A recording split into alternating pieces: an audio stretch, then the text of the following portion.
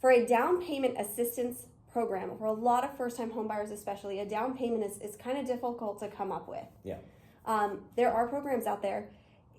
I feel like a lot of my buyers feel like those programs are almost out of reach. They feel like they have to fit this specific mold. Can you elaborate on what you need or who you need to be to qualify for a DPA? So, very big topic or big broad range of assistance programs. I can probably name 7, but if you look at just the Texas programs, you have programs that do require you to be a first-time home buyer, which means you haven't owned a home in 3 years, and then you have down payment assistance programs from somebody that could own a home, honestly. Just understand down payment assistance always has that caveat. You always want to be at 620 minimum. That's the down payment assistance programs set the rates, they set the terms, they set the qualifications. It's not your lender. It's just the lender needs to know what program fits the client's needs. That's really what it comes down to, is knowing what programs are there. So you don't need to be a first-time home buyer. There are actually buyers that Chris has helped that they've purchased homes before. Yes. But so it's actually a lot easier to obtain in some down payment assistance.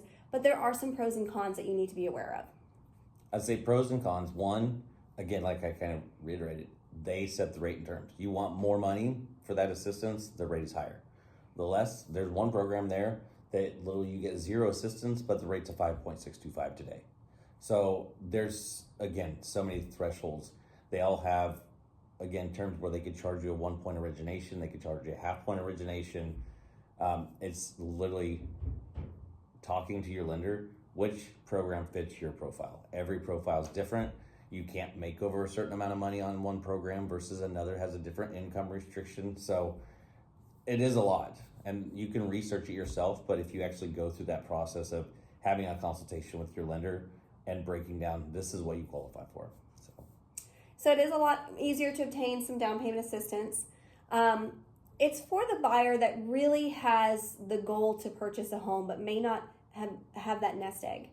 And the misconception is you need 20%. You do not need 20% to put down. It would be nice. We'd all like to have 20%, but you don't need 20%.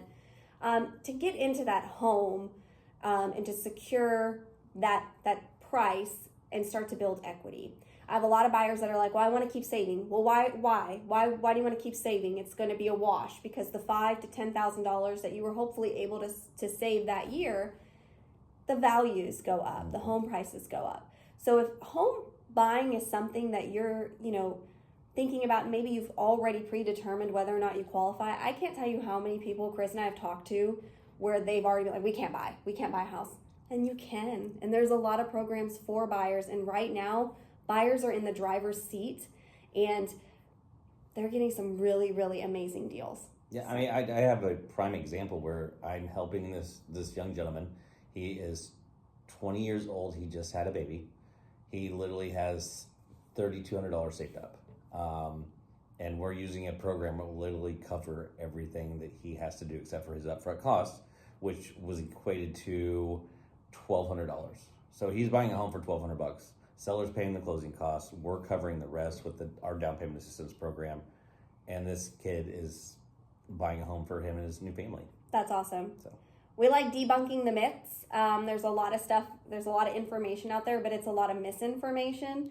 And home buying is actually a lot more obtainable than you would think.